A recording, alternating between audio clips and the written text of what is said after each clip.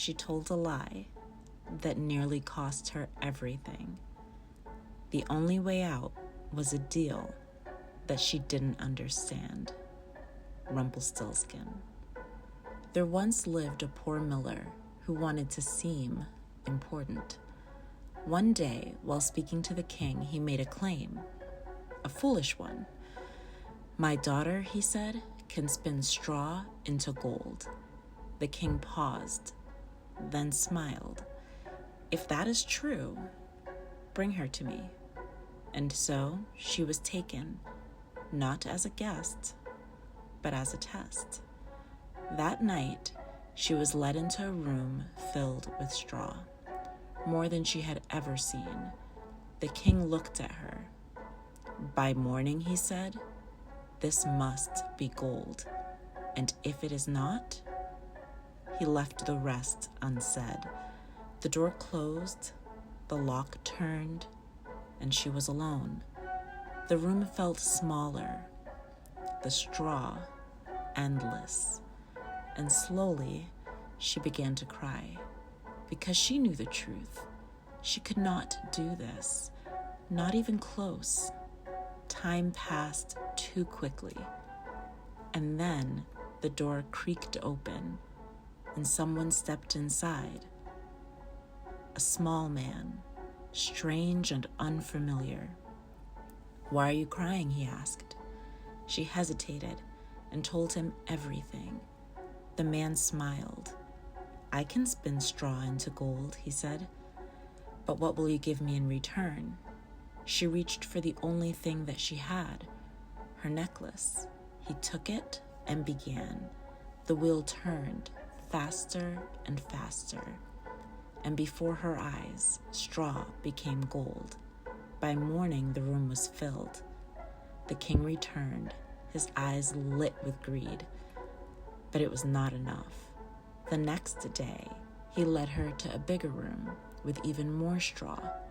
"Again," he said, "and this time, more." The door closed. Again, she cried, and again, the man appeared. "What will you give me now?" Her hands trembled, and she removed her ring. He took it, and once more the wheel turned, straw into gold. By morning, even more than before. But still, the king was not done. On the third night, the largest room of all, straw piled high, more than seemed possible. "This is your final test," he said. "If you succeed, you will become queen. And if you fail..." He didn't need to finish. This time, she did not cry. She simply stood there, with nothing to trade, nothing to give. The door opened, and the man returned. "What will you give me now?" "I have nothing." He stepped closer. "Then promise me this. If you become queen, you will give me your first child." The room went still. She understood. And for a moment, she almost refused. But the walls, the locked door, the endless straw, they pressed in around her, and fear made her choice. She agreed. The deal was made, and once again, the wheel turned. By morning, the straw was gone. Only gold remained. The king kept his word. She became queen. Time passed, and for a while, she forgot, until the day she had her child. That night, the door opened. He had come back.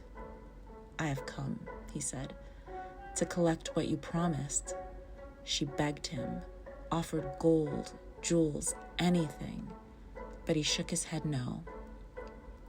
"There's only one way. If you can guess my name, I will let you keep the child. You have 3 days." And then he was gone. On the first day, she guessed. "Is it Thomas?" "No." "Is it Henry?"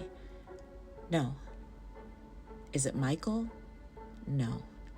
name after name, all wrong. That night, she did not sleep. The second day, she tried again. Strange names now, unusual ones, names that she barely ever heard. Still no. By evening, her voice had grown quiet. Her hope grew thinner because time was running out. On the third day, she sent a messenger into the forest. Go far, she said. Listen carefully. Bring back anything unusual. And when he returned, he spoke quickly.